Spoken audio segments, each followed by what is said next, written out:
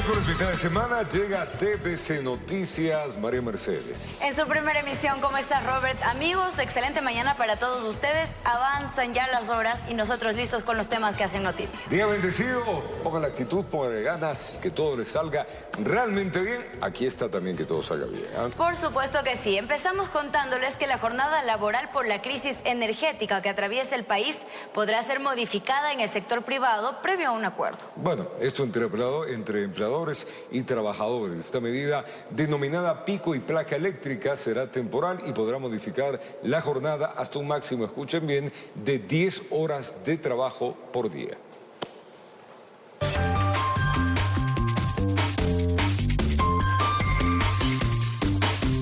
Este 22 de octubre, el Ministerio de Trabajo emitió un acuerdo ministerial a través del cual se expidió el procedimiento para el registro de acuerdos de modificación de la jornada laboral, denominado como pico y placa eléctrico.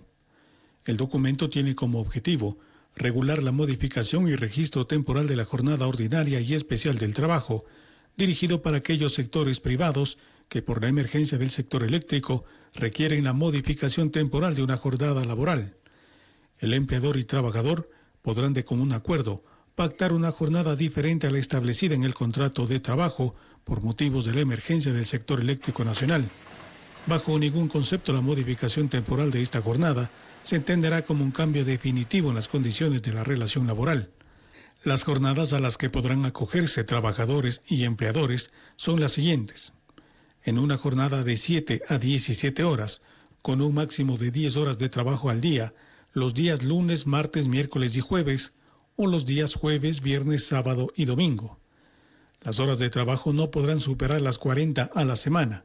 Caso contrario, se deberá cumplir con el pago de horas suplementarias o extraordinarias. El acuerdo señala que los trabajadores quienes realizaron esta modificación tendrán derecho a un día de descanso adicional a las 48 horas consecutivas de descanso obligatorio. La modificación de la jornada terminará por dos motivos: cuando la crisis energética haya finalizado o por acuerdo entre las partes. Esta propuesta fue impulsada por la Cámara de la Pequeña y Mediana Empresa de Pichincha para mantener sus actividades y también para sostener los empleos, informó Miguel Ángel Bedoya. Más noticias. La presidenta de la Asamblea Nacional, Viviana Velosa, anunció que la próxima semana se tratará en segundo y definitivo debate la nueva ley energética. Esta es impulsada por el Ejecutivo. El proyecto podría incorporar modificaciones previa a su discusión final. El próximo lunes 28 de octubre, la Asamblea Nacional llevará a cabo el segundo y definitivo debate de la nueva ley energética presentada por el presidente de la República, Daniel Noboa. El próximo lunes, la Asamblea estará sesionando de forma presencial para conocer, para debatir y para tomar la decisión pertinente sobre este proyecto de ley económico urgente. Este proyecto de ley, indicó la presidenta de la Comisión de Desarrollo Económico, Valentina Centeno, incluirá nuevas propuestas, entre ellas la creación de un fideicomiso que permita al Estado contar con las garantías del caso para impulsar proyectos de generación energética del sector privado. Es una propuesta de gobierno para que se incluyan fideicomisos que puedan garantizar el pago o dar confianza y seguridad jurídica a los inversionistas, siendo un administrador de los recursos entre las distribuidoras y los inversionistas privados. Esta iniciativa aparentemente no contaría con el respaldo del bloque de Revolución Ciudadana, que alerta una supuesta privatización eléctrica. No nos cerramos a que se lleve adelante un diálogo en el que se deje claro en el articulado y no quede para un reglamento en el que se lleve adelante un fideicomiso, pero que la prioridad sea lo público. También se prevé la posibilidad de autorizar la importación de gas natural para la potenciación de proyectos termoeléctricos. Y tenemos que también establecer un mercado de gas que pueda estar regulado como una fuente de energía de transición que realmente contamina menos que los combustibles fósiles. Además, aún se evalúa el techo de generación eléctrica para empresas privadas, mismo que podría sobrepasar los 100 megavatios planteados por el Ejecutivo. También es importante poner límites, no dejar tanto libertad, porque eso podría generar confusiones, inclusive de que el sector privado tenga una autonomía total, si cabe el término, y no estén totalmente controlados o regulados por parte de los organismos técnicos. Informó Álvaro Terán. El embalse de Mazar, que alimenta las principales hidroeléctricas del país, se ubicó por debajo ya del nivel mínimo de operación. Esto sucedió ayer martes. En la zona se prevén lluvias de baja intensidad, lamentablemente, para los próximos días. Cuando en la provincia de La Suay se cumplen 102 días de sequía hidrológica, los embalses de las principales hidroeléctricas del país no logran recuperarse. El embalse de Mazar, que alimenta las hidroeléctricas Mazar, Paute Molino y Sopladora, se ubicó este martes por debajo de su nivel mínimo de operación, con 2.113.9 metros sobre el nivel del mar.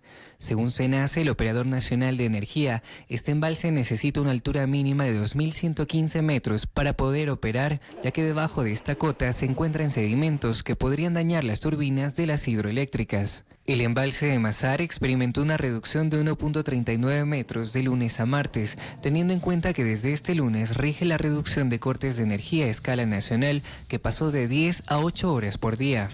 El embalse de Amaluza, que es otro de referencia al alimentar la hidroeléctrica Paute Molino, se encuentra 2 metros por encima de su nivel mínimo de operación. Este martes se ubicó en los 1980.19 metros sobre el nivel del mar. En este caso, su nivel mínimo de operación es de 1978 metros.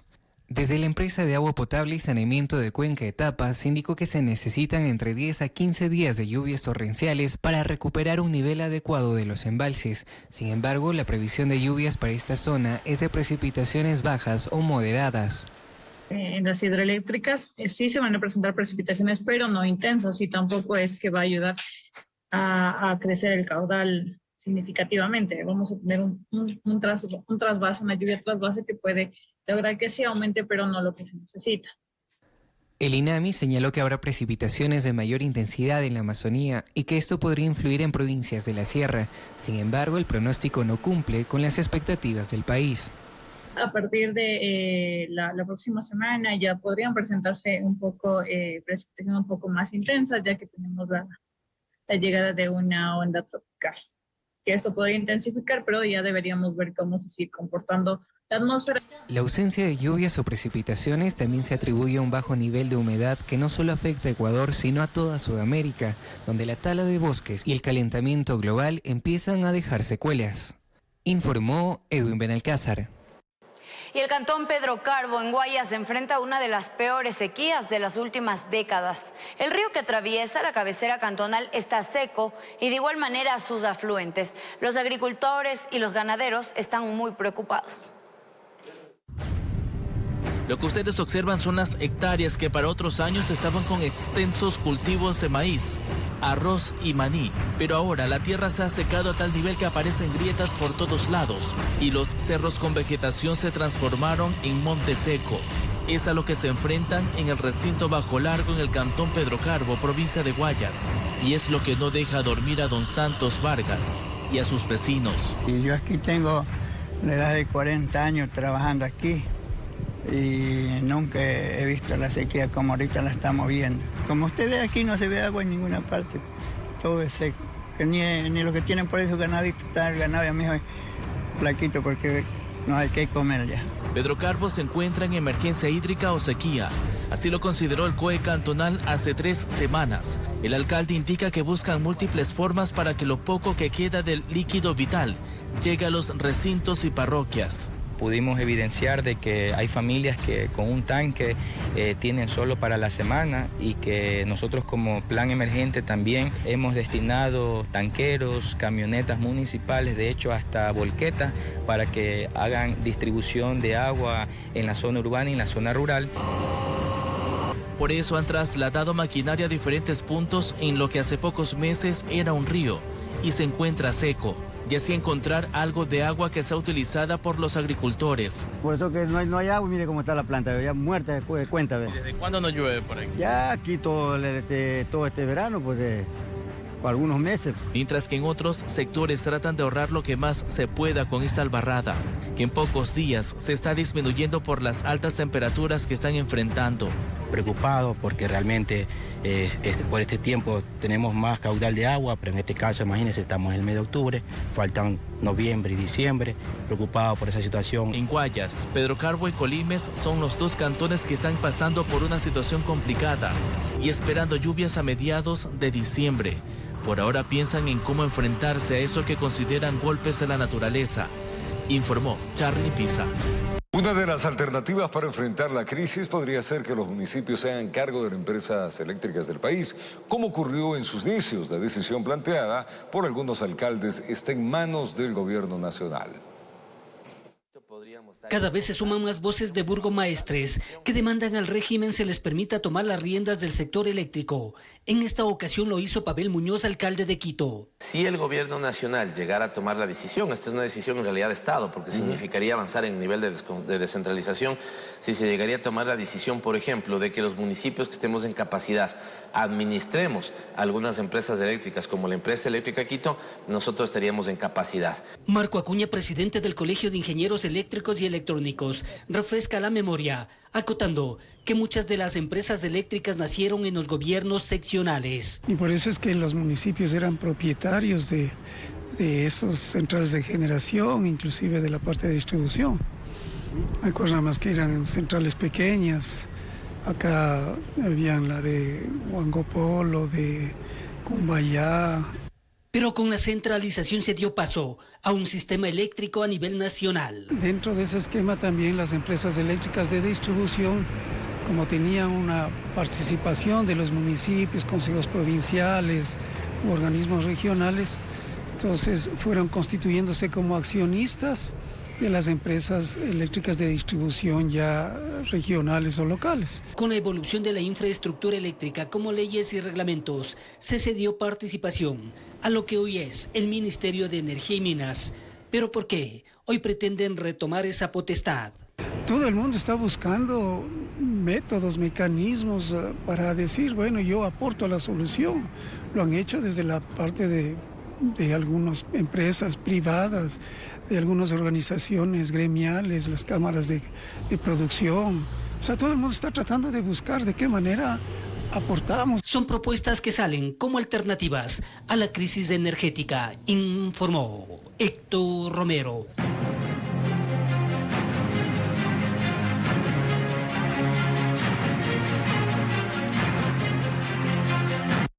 La Asamblea Nacional se alista para llevar a cabo el juicio político en contra de la ministra del Interior, Mónica Palencia, quien acudirá al Pleno del Legislativo para presentar sus pruebas de descargo, esto por presunto incumplimiento de funciones. ¿Cómo se perfila la votación de este proceso de fiscalización? Aquí le contamos. El juicio político en contra de la ministra del Interior ha concitado la atención de todo el país, que mira expectante la eventual censura o absolución de Mónica Palencia. El gobierno nacional ha tomado muy en serio este proceso de fiscalización, tan en serio que el presidente de la República, Daniel Noboa, canceló su viaje diplomático a Brasil para acompañar a Palencia durante su interpelación en el Pleno. El oficialismo insistió en que el enjuiciamiento de Mónica Palencia es parte de una persecución política en contra del gobierno nacional. Que no quieran engañar al pueblo ecuatoriano que este juicio político es una fiscalización a la política de seguridad del presidente. Este juicio inicia por intereses partidistas de la bancada de la Revolución Ciudadana a raíz del caso de la Embajada de México. Extrañamente, el correísmo no parece sentir tanto entusiasmo con el enjuiciamiento de la ministra. La accionante de este proceso, Paola Cabezas, asegura que independientemente del resultado, se debe cuestionar el profesionalismo de la ministra en la función pública. Los votos, miren, ya los votos es lo de menos. Yo creo que lo que hoy deberíamos decirle al presidente es que más allá de lo que pase con el futuro de la ministra Palencia, presidente, ella no es. Construye y los sectores independientes continúan guardando las formas y no anticiparán criterio hasta escuchar a la ministra del Interior. La posición de Construye ha sido permitir de que la señora ministra venga al Parlamento y se defienda con argumentos y con pruebas. Hemos sido también claros que nosotros no podemos caer en una vendetta de a lo mejor el correísmo en contra de las decisiones que tomó el gobierno en contra de Jorge Glass. Todo dependerá de los términos que pueda hablar la señora ministra en su comparecencia con todos los fundamentos. El Partido Social Cristiano no tiene pensado repetir la votación del pasado jueves y entre dudas y cuestionamientos dejarán a criterio de cada legislador el destino de Palencia. Nosotros vamos a tomar una decisión libre de presiones, simplemente basados en lo que el derecho nos asiste y sobre todo en las pruebas. Este miércoles, desde las 8:30, se resolverá si la ministra del Interior continúa o no comandando a la fuerza pública.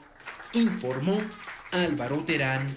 Videos, fotografías, conversaciones, entre otras evidencias, fueron presentadas por el perito informático en el segundo día de audiencia en el juicio del caso Metástasis. Los elementos presentados por la Fiscalía, pues, ratificarían, amigos, el nexo del narcotraficante Leandro Norero con operadores de justicia y con líderes de otros grupos delincuenciales.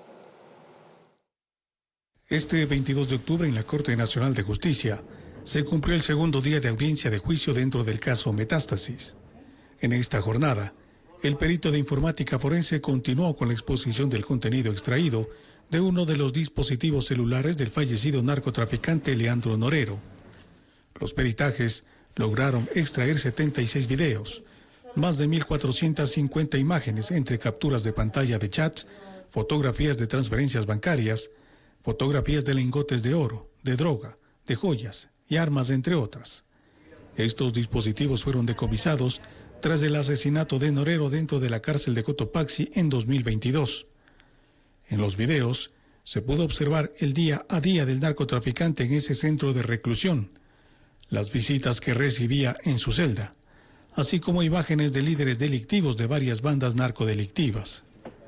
Por ejemplo, videos del líder de los choneros Adolfo Macías Villamar, alias Fito, y de sus familiares, de Antonio Camacho, alias Ben 10, líder de los Chone Killers, ambos prófugos de la justicia. Entre los chats revelados, Norero mencionaba a personas que posteriormente fueron asesinadas, como el caso de la ex reina de belleza de Quevedo, Landy Párraga, sobre quien Norero hacía referencia a tener un vínculo sentimental del cual su esposa no podía enterarse. Párraga fue asesinada en abril de este 2024. El tribunal, conformado por Mercedes Caicedo, Marcos Rodríguez y Pablo Loaiza, suspendieron la audiencia de juicio, la misma que será reinstalada este 23 de octubre a las 8:30 a.m. Para ello, se dispuso que la comparecencia de todos los sujetos procesales deberá ser presencial para evitar inconvenientes de conexión. En esta audiencia de juicio, son 21 los procesados por el delito de delincuencia organizada. Informó Miguel Ángel Bedoya.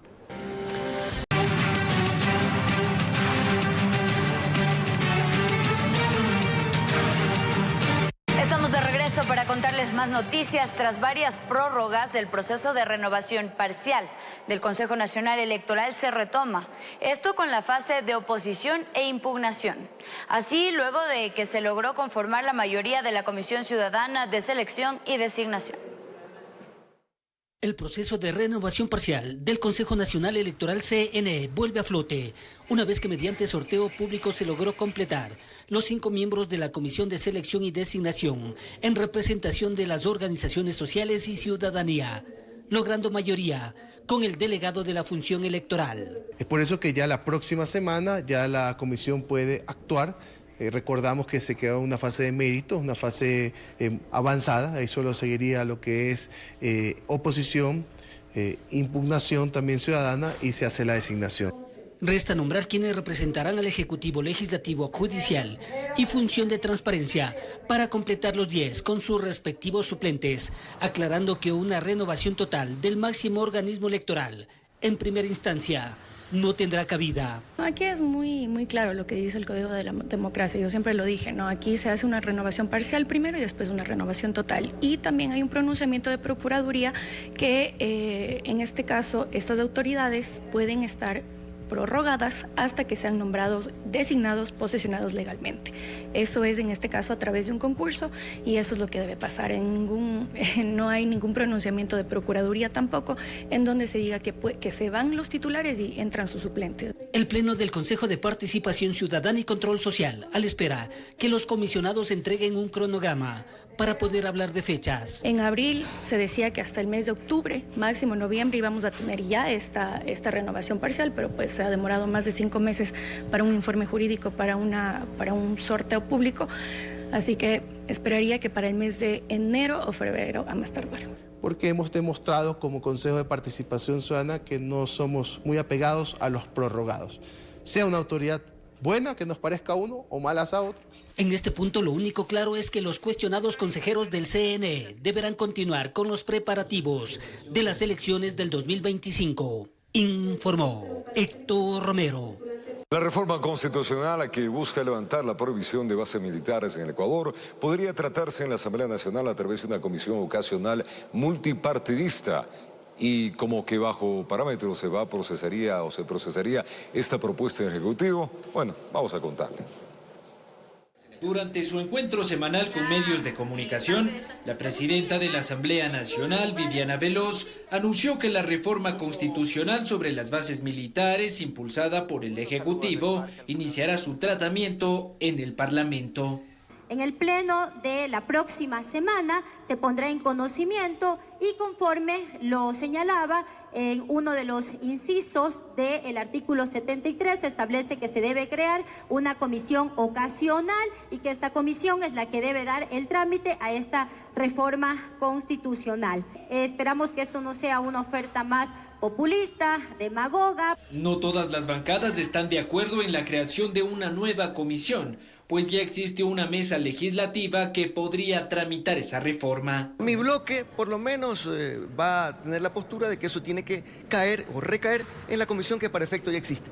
Porque sería equivocado de que crees una nueva comisión cuando eso demanda de contratación de personal, de asesores, más gente, cuando ya nosotros tenemos una capacidad instalada dentro de la comisión de enmiendas. Las bancadas de ADN y Construye consideran que esta normativa permitirá al país hacer frente al crimen organizado transnacional. En materia de seguridad eso es indispensable, el tema de los radares contra las drogas y todo lo que ustedes conocen en el ámbito de materia de lucha contra el narcotráfico, pero aparte de eso, la preparación en materia de inteligencia, la contrainteligencia que probablemente en nuestro país se habrá acabado hace algún tiempo atrás. Otros legisladores creen que la Asamblea debe delimitar el alcance y proyección de esta reforma con el objetivo de evitar eventuales vulneraciones a la soberanía territorial. Es un tema de soberanía, pero también que necesitamos apoyo técnico, logístico, para poder solventar la guerra que tenemos interna y de la inseguridad. El ministro de Defensa, Giancarlo Lofredo, y el oficialismo manifestaron su optimismo por esta reforma que indican contribuirá con el eje de seguridad nacional. Informó Álvaro Terán. Y el titular del Ministerio de Finanzas mantendrá actividades en Estados Unidos, donde están previstas las reuniones con los representantes de los organismos multilaterales, tales como el Fondo Monetario Internacional y el Banco Mundial. En esta cita se analizará la situación de la economía ecuatoriana. El ministro de Economía y Finanzas, Juan Carlos Vega, se encuentra en los Estados Unidos con el fin de mantener reuniones previstas con representantes del Fondo Monetario Internacional y el Grupo del Banco Mundial. A través de esta visita oficial del funcionario, se busca fortalecer el respaldo de los organismos multilaterales al programa económico del gobierno ecuatoriano, que busca principalmente acelerar el crecimiento económico del país y generar empleo. La agenda del ministro contempla reuniones con la directora gerente del FMI, Cristalina Georgieva, así como con la subdirectora de este organismo, Gita Copinat. Por otro lado, también será recibido por Rodrigo Valdés, director del Departamento del Hemisferio Occidental, y dialogará con representantes del Banco Mundial como Félix Gorordo, director ejecutivo alterno por Estados Unidos, Alfonso García, vicepresidente para Europa, América Latina y el Caribe, y con Carlos Felipe Jaramillo, vicepresidente del organismo para la región de América Latina y el Caribe. El funcionario también será parte de la Mesa Redonda Mundial sobre Deuda Soberana y reuniones con representantes del Banco Interamericano de Desarrollo y del Departamento del Tesoro de los Estados Unidos. El ministro presentará el estado de la economía ecuatoriana a inversionistas en foros organizados por JP Morgan, Goldman Sachs y Barclays. El retorno del ministro Vega está previsto para el próximo 25 de octubre. La reunión con el FMI y el Banco Mundial refuerza el compromiso del gobierno ecuatoriano en mantener una política económica orientada a la estabilidad, al crecimiento sostenible y a la protección social. Informó Miguel Ángel Bedoya. Y el acuerdo comercial entre Ecuador y Canadá genera reacciones divididas. Mientras los sectores sociales ponen varios peros, el sector exportador destaca las bondades para nuestro país. Juntos, representantes de Acción Ecológica, sociedad civil y sindicalistas para elevar su voz de protesta por los avances en las negociaciones del Tratado de Libre Comercio entre Ecuador y Canadá. Y estamos sumamente preocupados con este tratado porque eso es lo que vienen a hacer estas multinacionales, vulnerar los derechos, no tener seguridad social para los trabajadores. A pretexto del desarrollismo, después del post-extractivismo, del petróleo, nos quieren meter justamente a un extractivismo minero que lo único que va a traer es problemas sociales, económicos y políticos. Alejandro Martínez, presidente ejecutivo de Expoflores, tiene una lectura totalmente contraria. A ver, yo la verdad no les entiendo mucho. No entiendo qué tiene de malo el comercio. El comercio es algo que naturalmente ha existido desde las primeras épocas del ser humano, que es lo que yo puedo ofrecerte y lo que tú me puedes ofrecer. Negociación que se descarta llegue a restar derechos adquiridos, en este caso de los trabajadores, como se aduce. Un acuerdo comercial lo único que establece son reglas claras que pueden correr a partir de la firma de cualquier tipo de acuerdo comercial y que va más allá de lo que típicamente nosotros hablamos, que es aranceles, ¿no? O sea, aranceles es una parte de un acuerdo comercial. Llegan muchas otras partes que a la larga lo que hacen es mejorar las condiciones de comercio. Con beneficios económicos de lado y lado, Martínez pone como ejemplo el acuerdo con la Unión Europea. Antes del acuerdo comercial nosotros exportábamos cerca de 214 millones de dólares a la Unión Europea. A partir de la firma del acuerdo comercial nosotros hemos subido a casi 340 millones, o sea, hemos subido 100 millones de dólares en 6 años, que es un buen número, o sea, es un número que te da estabilidad, te da inclusive esta proyección a poder invertir adecuadamente. Más bien el llamado es a estar preparados para enfrentar esos grandes retos, informó Héctor Romero. En el feriado de difuntos e independencia de Cuenca, el IVA se reducirá al 8% en las actividades y servicios turísticos. El gobierno espera que la medida reactive la economía en este sector que se ha visto muy golpeado por los cortes de energía. Del 1 al 4 de noviembre, el gobierno ha dispuesto la reducción del IVA del 15 al 8% para servicios y actividades turísticas. Esta medida se concretó con la emisión de un decreto ejecutivo que dispone la reducción del IVA en aquellas actividades y servicios contemplados dentro del artículo 5 de la Ley de Turismo. Es así que para este feriado deberíamos ver reflejado el descuento en servicios como alojamiento, parques de atracciones, hipódromos, servicios de alimentos y bebidas como bares o restaurantes, en transporte dedicado al turismo como alquiler de autos, agencias de viajes y organizadoras de eventos. Para que la disposición se cumpla, los prestadores de estos servicios deberían realizar el cambio en su sistema de facturación y por ende un café o una cena nos debería costar un poco menos. Lenin, propietario de un restaurante de comida mexicana de la capital, señala que estos cambios en la facturación suelen ocasionar problemas y no siempre son ejecutados por los operadores turísticos. Nos produjo unos problemas al rato de volver a configurar todo el sistema, porque en el sistema que teníamos en ese entonces no nos dejaba, nos tocaba configurar por ítem, entonces se volvió un problema en general. Yo creo que va a haber unos restaurantes que lo apliquen, otros no. Sin embargo, menciona que en su caso adoptaron un nuevo sistema de facturación que les permite hacer la modificación del IVA con mayor facilidad. Nosotros hemos habilitado un botón, es simplemente poner un botón, se cobra el 8% y ya, y bajan los costos de toda tu carta. que eso es lo que es óptimo, porque hay otros sistemas que lo hay que hacer manualmente, y si eres un restaurante que tiene 70 ítems, yo te apuesto que no lo van a hacer. Para que la medida se cumpla, el gobierno dispuso al Servicio de Rentas Internas, SRI, que tome las acciones correspondientes para dar seguimiento. Además, los prestadores de servicios deberán emitir comprobantes de venta en los que conste la nueva tarifa establecida para los 4 días de feriado. Informó Edwin Benalcázar.